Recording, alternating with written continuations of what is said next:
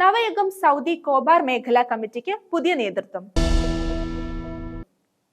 നവയുഗം സാംസ്കാരിക വേദി കോബാർ മേഖലാ കമ്മിറ്റിക്ക് പുതിയ നേതൃത്വം നിലവിൽ വന്നു.